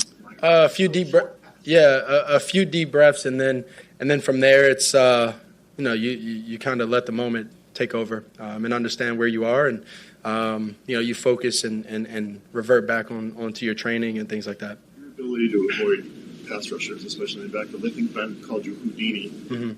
Is that something you've always been able to do? How much is that as natural? Is it instincts? How do you describe your ability to do that? I'd say some of it's instincts. I think some of it's lifting and training. I think the other part of it is visualizing those moments that, the defender's leverage and things like that, and being able to take advantage of his leverage. And then other than that, it's just being smart in those moments. If it's time to throw the ball away or dirt it, anything like that, dirt it. If it's not and I can make a play, go make a play for this team and, do whatever I need from there. But, I think it's those couple things that I do, throughout the week, throughout the year, visualizing those moments. You talked about living in the know and your confidence in these late game situations that you guys can get it done. And what does it mean for you guys, and what does it do for you emotionally when you do come through, you do get these wins, and you have these winning moments? Yeah, I've said it a couple times now that it does build confidence that we can. It doesn't matter how the deficit we're at. It doesn't matter how much we're up. It doesn't matter what happened throughout the game. That we can come through as a team, and that's what we did today. But we would like to start figuring out as a team, putting up points, stopping them, putting up points, stopping them, putting up points, stopping them, and getting to the point where we're just kind of marching down the field. Defense is stopping them. We're putting up a lot of points and winning these games a little bit earlier than we are these past couple games. Caleb, how do you make sense of this offense? You struggle for 3.5 quarters. Yep. Turn it on at the end. how do you know kind of what's real and what's not? Yeah, we know who we are. We know we're real. We know that some of the issues we had today were just may have been a drop here, may have been a drop there in certain moments, and it's those are frustrating moments. But it's something that those moments happen, and so you don't waver, you don't lose the confidence. You stay right where you are. You understand that those moments are going to happen. You keep trying to lead your guys, and then from there, when it hits, you just keep harping on that. Here we go. We had a few drops towards the end, and you don't put those guys down. You don't go over and curse them out or anything like that. You encourage them that it's time to make a play, and I need y'all. I need y'all right here, right now. It's time to go win the game. Give him the stare down. Tough spot. You dropped that again. I'm never throwing it to you. Pat put him in a kind of a tough spot there. What was wrong with the offense for 3 quarters? He should do. Everybody saw the same thing. I think. I don't know how he's supposed to answer that. I mean, he's got to win a couple Super Bowls first, but he could do the MJ thing. Catch the ball when I throw it to you. And does he have to do it in the MJ voice? He's got to look at him like this and I just threw it to you. Do one of those, and then. I mean, he's got to, we got to get a little more skins on the wall here. We need some Super Bowl rings before he does it. But then at that point, then he can actually do that. Olamide Zaccheaus deserved that today. Catch the ball. He did. He did. Olamide, I would think, would tell you that. Could you do me a favor and just catch one of my passes? That'd be great. The ones that hit you in the hand, I need you to catch a good amount of them. That'd be great. Yeah. Or one. All right. Everyone's trying out there, Adam. Don't be mean. Let's go out to Soldier Field. He'll catch a pass. If I threw this to him right now through the TV, he would catch it. His hands are ready. See? Adam so Jahns, clutch. look at him. He's ready ready to go. He's got the right form. He knows what he's doing. He likes 2 to play hands. Yeah. He likes to play real football in real weather. He wouldn't have dropped any of those balls in this That's cold. a man right there. That's right. Bears would have won this That's game right, by baby. 20 in a dome. All right, Adam Jahns, I'll lead off here. Rome Odunze, they asked him about getting the ball early in the game, and he's like, "Thanks, Dad." Which is He said that? Yes. More Yes, tweets. He did say that. Yeah. Which is an amazing comment. And I really like it because I tweeted earlier in the game that Rome Odunze's dad was the MVP early because Caleb was throwing him the ball. So why don't you kick us off with what Rome's day was all about? Because it started out hot, then he had some drops, and then he made a big play late. What I like about at least Odunze's answer there, that it was so good that he actually stopped and had to laugh at his own answer, calling it a good joke by him as well. And I think everybody in attendance in that scrum, it was crowded there at that point in the Bears locker room, would agree. Rome had a good day. He was the Bears' best receiver. The drops, I think he had one, maybe one. At one point, it got hard to keep track of. I know Olamide Zaccheaus definitely had the most, and DeAndre Swift had a big one here coming out in the right flap. But I thought Rome Odunze had a good day. That play call in the end zone, wide open, according to him and DJ Moore, that was the play from the Ravens game as well. So things are working with Rome Odunze. And yes, maybe he does have his dad to thank for the first play of the game, where that was completely designed to get Rome Odunze the ball right away. Jahns, we just heard from Caleb. What did you make on his day, and what can you report on what he did? See, I like his answer about the drops. Everybody's talking about the drops. Everybody saw the drops. I'm sure his teammates came up to him and mentioned the drops, saying, "Sorry, Caleb," and he did the right thing. Like, I got you. So in the locker room, you heard a lot of, getting on to the next play, moving on to the next play, focusing on the next play, even though the drops were adding up. That was Rome Odunze talking. That was DJ Moore talking. So you like hearing that mindset. But I like that Caleb was willing to acknowledge the reality. Like, drops were a bad thing today. Drops kind of changed the game all the way up until the fourth quarter when he had Luther Burden come in and Colston Loveland come in and make catches when needed most. So I like his answer. I like the leadership that he showed on and off the field today. Hey, Johnsy, so CJ Gardner-Johnson, he's been a huge thing in the pass rush with the blitzes. Did he talk about anything like his role on the team with Dennis Allen and kind of those gotta-have-it third downs where he's coming in there with huge sacks? If there's one player, like, he has the biggest smile on his face talking about anything from The blitzing today, of course he loved that. To acknowledging or going through and reminiscing about his hit on Jaxson Dart to force that fumble. Like, he thought he gave Jaxson Dart the concussion, but obviously we all thought that was Austin Booker. But what a spark he has provided. And you see he's familiar with what Dennis Allen wants to do. He's familiar with the mindset of Ben Johnson. Those previous connections are paying off for the Bears, but he has been such a spark, such an experienced spark and pest to have on this defense. And you really can't say enough about it because it's working. It's the 2 sacks. I think he has 3 sacks in 2 games. He forced the fumble. He's making big plays and big moments for this defense. And there's been no transition period. I think that's probably the most exciting thing for Dennis Allen, that everything they actually said about him playing with us before, about needing that attitude, that tenacity as part of this defense, it's really showing every single game, every single play that CJ Gardner-Johnson plays for the Bears. So I know fans want more production out of the tight end position. Crystal at the game was calling for it at halftime, but these tight ends have been blocking their asses off all year, and Cole Kmet had crucial blocks on the first touchdown and the final touchdown to get Caleb Williams into the end zone. Did you hear anything from Cole about the day he had and how important he's been with helping these guys get into the end zone? Well, let me just read you his answer on Caleb Williams' game-winning touchdown run, because it's the play-action play. Caleb's rolling with him. He's coming underneath the coverage, right to left. Cole Kmet, Braggs, is open. Now, it's not going to be for a touchdown. Maybe breaks a tackle, gets 10, 12 yards, but there's positive yardage there if Caleb Williams wants it. But Caleb Williams wanted a bit more, so this is Cole Kmet's answer. I could just kind of feel it there in that scenario. That's when it's like, do you stay on your route or do you turn up and block? I decided to turn up and block just based on his demeanor. And not only did he block, he took his guy, I think it was safety Tyler Nubin, who was covering him, all the way into the end zone. And Caleb Williams followed that all the way down the sideline and into Pater in the south end zone there. So I like that connection. I think it's a sign of chemistry in terms of, the pass catchers, the tight ends, and the receivers acknowledging, realizing what Caleb wants to do in certain moments. And we knew the passing game wasn't clicking, at various points because of drops. It's a cold day, all the things that happened today. But in that moment, you saw a tight end connect with his quarterback on a block up the field on a scramble. I think that's something.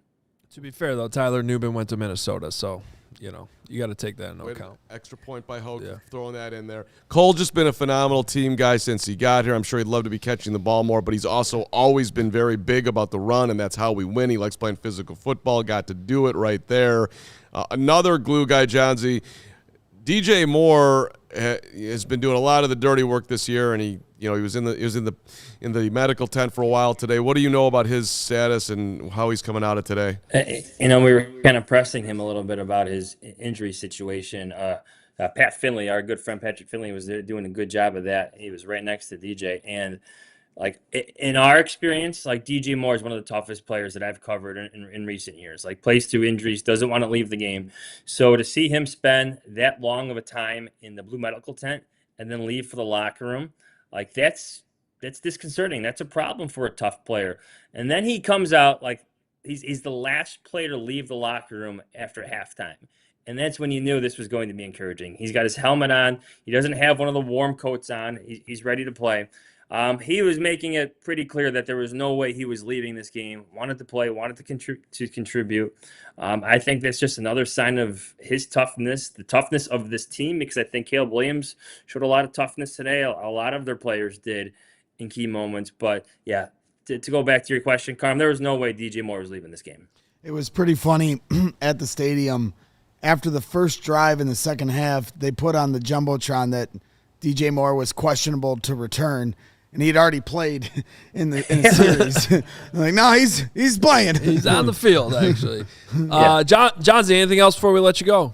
Even to Braggs' point, CJ Gardner-Johnson was showing on the same Jumbotron with his injury, but at that point, he had already played and had his sack on Russell Wilson. Just another outstanding performance by him. What a spark defensively. A lot of You know, like you could point to a lot of problems today, you know, but when you get plays like that from CJ GARDNER-JOHNSON and blocks like that from Cole Kmet, you could see why this team is really believing in what they're putting together under Ben Johnson right now. Jahns, this team is 3 games over 500 for the first time since 2020. Still trying to figure out who this team is, though, and I know a lot of Bears fans have expectations for the playoffs. What is your expectation? What are you looking for here as we get through November and start looking towards December and a potential playoff push? Braggs, like, you know, we always have fun with that graphic in the hunt, but this time, literally, the Bears are meaningfully in the hunt. This isn't just them like, you need this to happen, you need that to happen, you need this team to lose, they got to do this, that, and the other. They are 6-3, winning close football games in dramatic fashion. They're believing in their head coach, they're believing in their quarterback, and they're believing they can win any game, regardless of what the score is heading into the fourth quarter. We saw that today, quickly erased a 10-point deficit.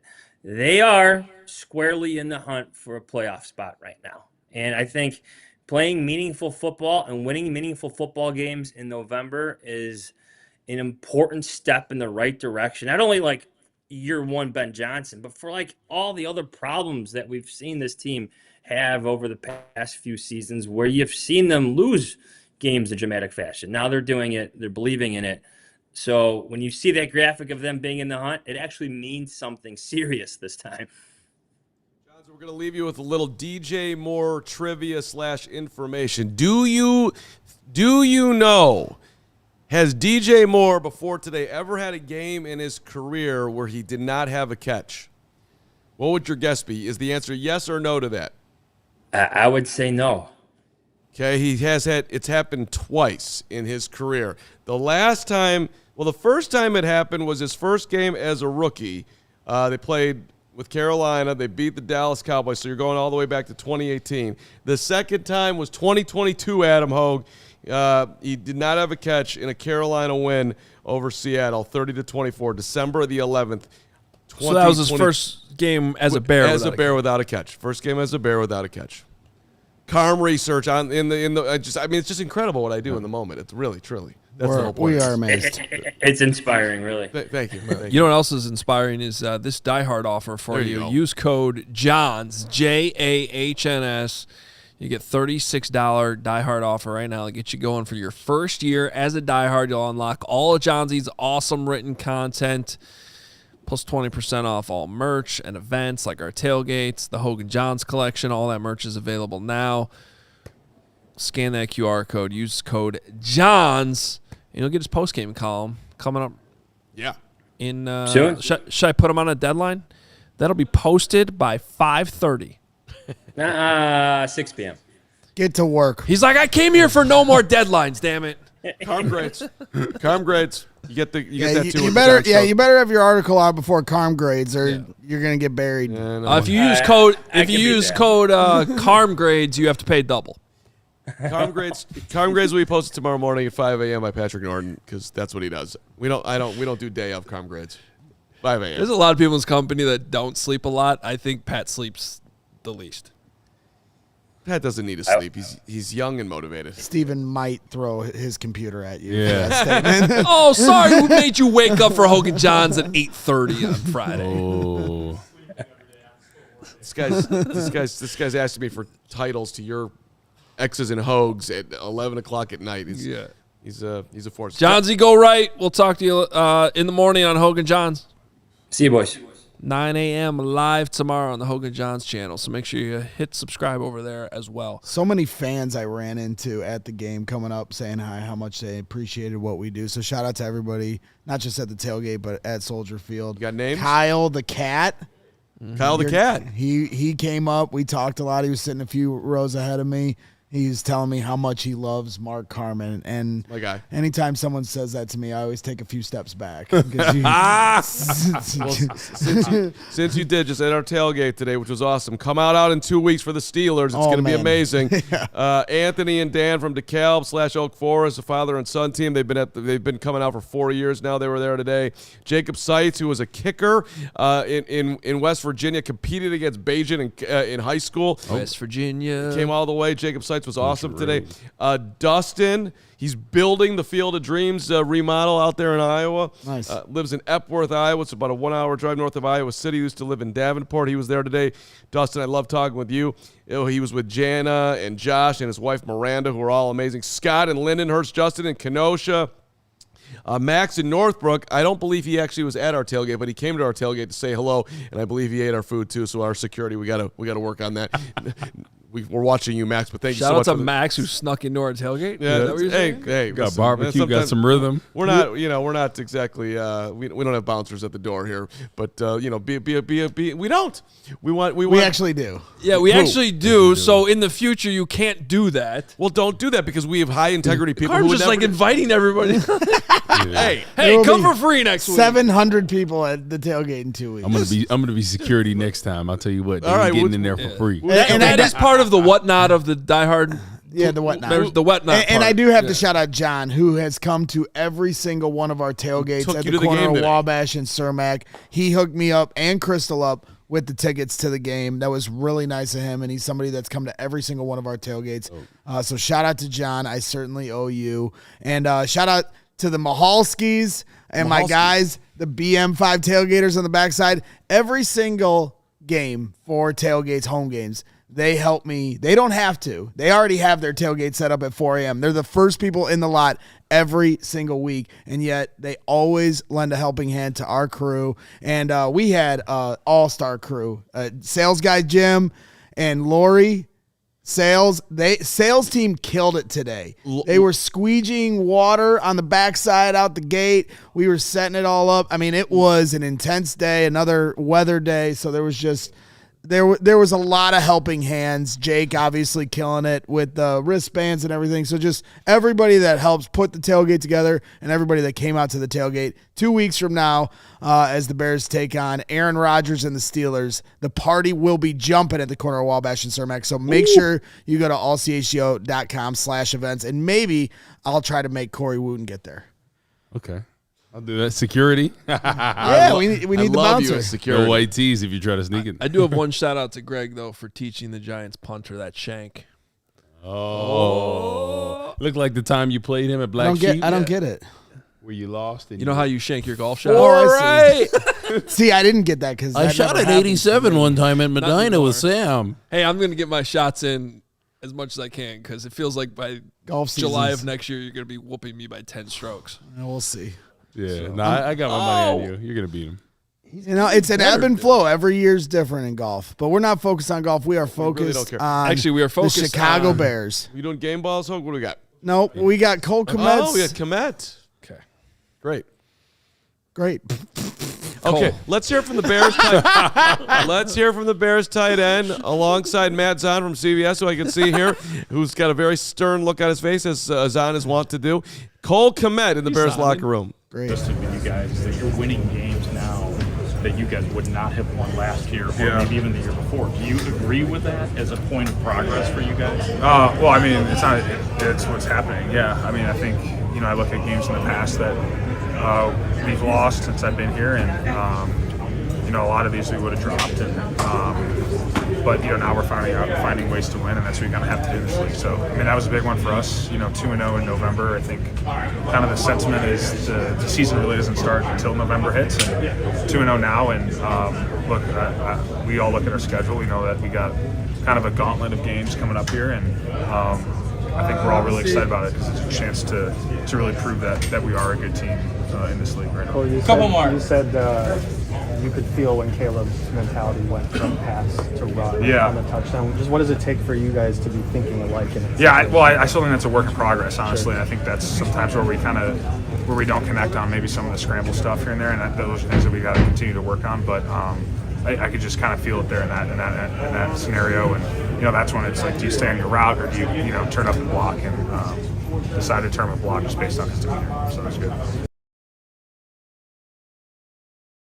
Who missed his first game ever in his NFL career this year after 90 straight with a bad back, out there just throwing his body around. Had a concussion last week and came back. Had a excellent point. Concussion last week, comes back. Nope. The guys that have been here through the whole thing, Cole at the front of that, I'm really you got to be happy for guys like that. Well, and Jalen Johnson's the other one. You got to think he is itching to get back this season at some point in December to be a part of this thing. Big question, right? Him and Kyler. You got to wonder when they'll be able to come back, if Jalen can come back. But it's exciting to think about with everything they're starting to put together, and now CJ Gardner-Johnson entering the fold as well. They can just figure out how to manufacture a consistent pass rush because Jaxson Dart was shredding them. They had wide open receivers all over the place, and it just felt like from the stands that they're just not getting to the quarterback enough. And then all of a sudden, the fourth quarter, it flips on its head, and they were able to generate some pressure. By the way, I forgot to mention this earlier, and you mentioned Jaxson Dart. If I'm a Giants fan right now, I am not feeling great about the fact they lost this game today, but I am very happy hearing what Ben Johnson said about Jaxson Dart earlier. He's a gamer. For Ben Johnson to come out and be like, that guy's going to be really good in this league for a long time, I don't think he's just saying that. He is a gamer. Well, the Giants, I heard somebody say it earlier this week, and it has a lot of truth to it. The Giants are the Bears of last year. Brian Daboll's going to get fired at the end of the year. They're playing with their first-round quarterback. He'll be going into a new system next year, and their season is all about getting him up. And they don't have Ben Johnson, unfortunately. They're not going to land Ben Johnson. But here's the one. Cliff Kingsbury. I am not totally convinced they're going to fire I'm not Daboll. either. Because if he continues to progress the rest of this season, assuming he's able to continue to play, Daboll was brought to New York to work with the quarterback. He has a good track record with quarterbacks, including Josh Allen. I just don't think it's a slam dunk. They're not losing in the same ways. I mean, well, they probably feel like it in New York right now today. No, I agree. I agree where you're going with it. It's just not apples to apples to Matt Eberflus. Yeah, I'm not saying, and it's never apples to apples. I'm just saying it's an You can't say Jaxson Dart is doing what he's doing and not give Brian Daboll that credit. And the offense are middle of the road. Caleb was doing all that last year, and nobody was taking that credit other than what Caleb was able to do. I think when you talk about a young quarterback, they worry about having too many coordinators, too many different offenses, and things of that nature. So I agree with you. If they finish the season pretty productive offensively, think about Malik Neighbors is not playing. Yeah, plus they had the injuries. Correct. Yeah. So I could see them keeping him. The last 3 years, they've started the season 2-7, 2-8. After he had his first year there, they were 6-1 out of the gates, but they had a 3-14 year, which is the exact record that Matt Eberflus put up. So, all right, let's get to some super chats before we get out of here. We still got brick by brick coming up. Oh yeah, game balls too. The Bears gave out 2, by the way, to CJ and to Caleb. Okay, so Caleb did get one. Good. Anyone have an obvious game ball that wants to start? There is a very obvious one. Who wants it? I want it. Okay. The QB, right? Caleb Williams, a franchise. I think it's been a work in progress, right? There's been a lot of ups and downs. I think the offense consistently has been getting better. We look at the point totals, the yards, the whole bit. It's improved from last year to this year. And I think this week he took a big step up. And we said that stats only matter so much, but what we saw was progress in the accuracy. He was throwing dimes in there, eluding the rush, patience in the pocket. And when the game was on the line, he led them to victory, right? There were some open receivers with the history of drops. He said, I'm going to put the team on my back. I'm going to get in the end zone, orchestrating 2 drives to win the game. So Caleb Williams, hats off to you. Impressive there. He's going to keep getting better. Him and Ben Johnson, him and these receivers are going to get on the same page. So Caleb Williams, you get the game ball from me. Yeah. All right. Well, I'm going to let one of you guys take CJ Gardner-Johnson, and I'm going to give my game ball to Ben Johnson, who doesn't ever get game balls as the head coach. Because to me, it's funny to me. People are criticizing the game he had, and they needed to run the ball more. Guess how many yards they ran for today? They ran for 171 yards. It's funny to me. It's just like last week in the Bengals game. Well, they need to do this stuff better. They're consistently getting 500 yards of total offense. But if they do all these other things right, I guess we're expecting 750 yards of total offense. Games aren't going to be perfect, and ultimately it comes down to the culture. You cannot always win games pretty. And this Bears team is finding ways to win games. And that's the culture that he has cultivated here over this, streak since they started 0-2. And you have to give them a ton of credit. They're taking on the identity of their head coach, who stays locked in for all 60 minutes. And you saw it here today. And situational football is showing up when it matters most. So to me, Ben Johnson won that chess match where Brian Daboll chose to kick the field goal, and Ben Johnson went for the win. And so I give them all the credit for flipping the script, but no one should be surprised at this point because this is the identity this team has shown here in 6 of the last 7 games.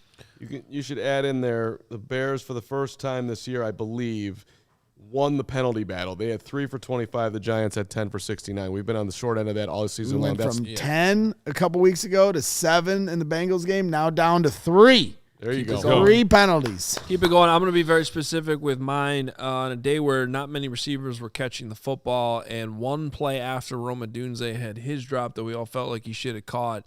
A different top 10 pick came up big with a tough catch.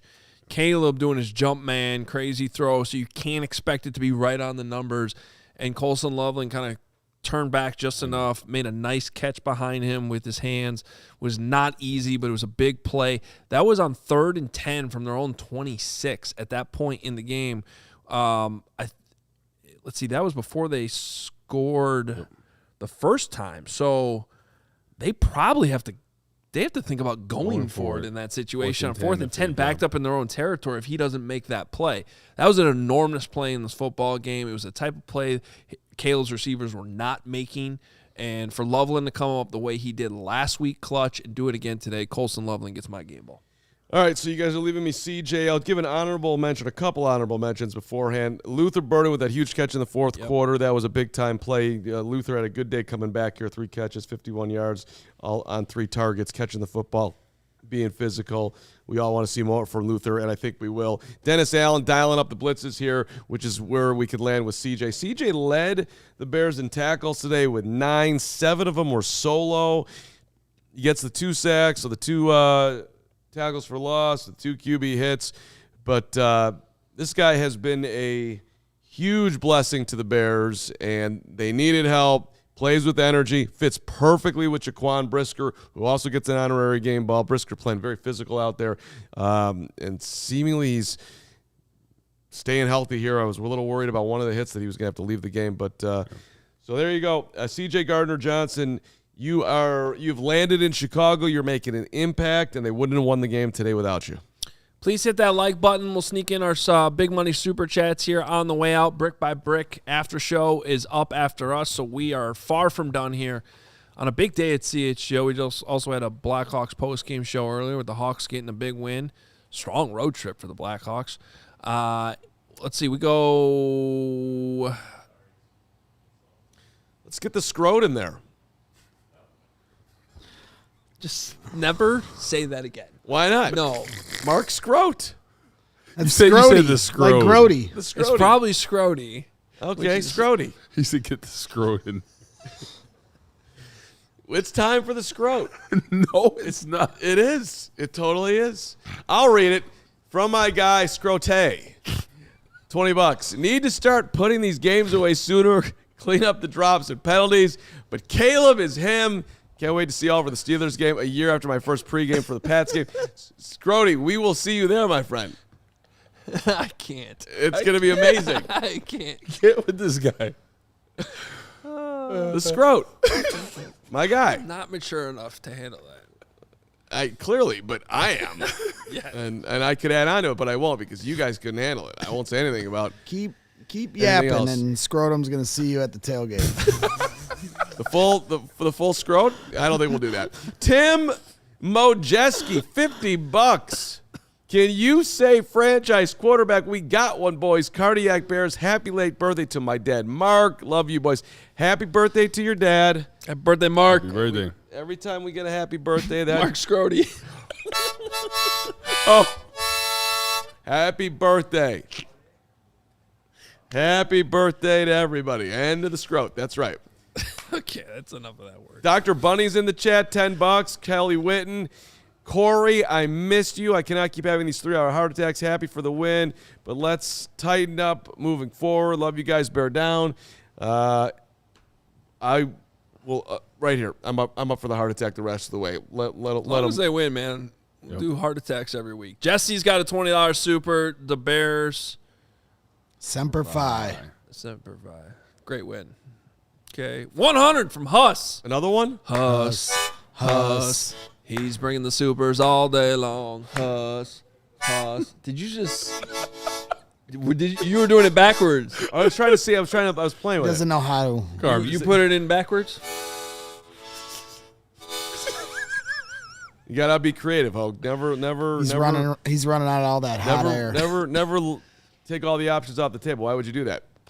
$100 from Kerry Huss. Coming in late. Here it is. Defense is horrible. Running game took a step back, and I don't want to hear anything else about Caleb being a bust. That's my quarterback. Hashtag CHGO. And Huss, again, $20. OZ hurt us bad today. Benching worthy. I don't think he's going anywhere. They need OZ. But I would like to get Burden more involved, though. More Burden seems to make sense, too. Jonathan Otten, the great Jonathan Otten. He was on the field today. During the game, he got out on the field, and they gave him a salute. It was a great moment for him and his son. It was really cool to see. Yeah, it looked awesome. I saw the photo. Phenomenal. The Bears nominee for NFL Fan of the Year. Headed to the Super Bowl. Yes. Dude is so complimentary to us. Jonathan, just know that we appreciate you 10 times over back, and you wore it well today as the Fan of the Year. Really did. He says... What a game to go to, too. Yeah. What a week for John. What a day. Tailgate ruled. The game was amazing. Bears equal Super Bowl. Man, well, we know you're going to be at Super Bowl, so if the Bears are there, too. That would be icing on the cake for you. The Bears laid out the red carpet for him today, and yet he showed up at the tailgate at 7 a.m. with his son. That's awesome. And grinded it out and had fun in the weather and then went to the game. And he sang some dirty song for all of us, and he had his son plug up his ears. He's in the Navy, and I told him I wanted to hear more stories about his days in the submarine because he, the last time when he was on the show last week, he was talking about, when they came up to surface, he checked on the game, and I was like, man, I want to hear more of those stories. That sounds awesome. And then he gave their rally cry, which was not appropriate for TV, but it was great, and so I would look forward to hearing more of those stories. He tells his son, "I'm telling the story right now. Plug your ears or cover your ears," and the kid did. Okay, it was a great job. All right, yeah, well, he's a great dad. Yeah, great dad. Awesome day for Jonathan Otten. We appreciate him very, very much. Final word goes to the Gooch. The Gooch. Couple. He's got two supers here. The Gooch, $50. I agree. Lance, weather did have an effect. And we are extremely injured on the back end. That said, we need more on this defense. It's not coming this year, but next season, if we want to compete for a Super Bowl, we need to complete this defense. Another $20 from Gooch. No Carm timeout. In fact, give me some Carmonica. Well, and let me throw in this extra one. It came here in the last second. Kyle Ace here from Australia saying, flying from Perth, Australia to come see Pittsburgh versus Bears. Can't wait to see you at the tailgate. Stoked for this team and where we're headed. Bear down, guys, and see you at the tailgate. That's awesome. I believe Perth is the most remote city on the planet. Hoge knowledge. Geography, Hoge. Oh. Is that close to the Australian Open, Perth? Can I stay with you when I go down there one of these years? There you go. No, it is not, because as I just said, it is the most remote city in the world. No. Why did you do that? That's a good point. You can go to Perth, Yeah, Australia. go to Perth. I want to go to Perth. Go to Perth and look for the Australian Open. We'll see if you find it. Man, I don't see any signs for this. Maybe my harmonica will help me find it. I heard there have been. I heard returning flights to Chicago have been kind of limited lately. So yes, head to Perth. Hey, is there a flight there next week? I want to find Novak Djokovic from Perth. That's what's up. All right. That's awesome. He's coming all the way here. He's not from Perth. Isn't he from Croatia? He just said he's from Perth. Novak Djokovic? When he plays in the Australian Open. Not Novak's from Perth. I want to go to the Australian Open in January after the Bears. They won't be able to go this year because they're still going to be playing. They're in the playoffs, We'll have to do it next year. Yeah. Or maybe in 10 years. Yeah, not next year. Okay. Final thought for me, yes, as I've said a few times, 3 games over 500 for the first time since 2020. surpassed their win total from last year here to start the month of November. With 2 months to go. With 2 months to go. So, and as Ben Johnson said, they're going to be playing their best football in December. So this has been a lot of fun here so far. Look forward to everyone sticking with us through the rest of this year. It's going to be a fun finish. Happy birthday once again to my nephew Weston in St. Paul. Bears got him a win as he turned 7 today. Love seeing that. Happy birthday, Weston. And we will be back tomorrow. 3 shows tomorrow. Hogan John's live at 9 a.m. Bang. CHGO Bears at 1. Oof. And Bears After Dark at 7. And coming up right after this, we still got more today. It is Brick by Brick After Show. Coming up, Lance Briggs, Jerry Azumah, Greg Braggs Jr. will have you covered the rest of the way. They're not stopping. They're actually going to go all the way to midnight. Yes, we are. Until the snow comes, because apparently we're going to get snowed in. All right. Bears win 6-3, baby. Let's go.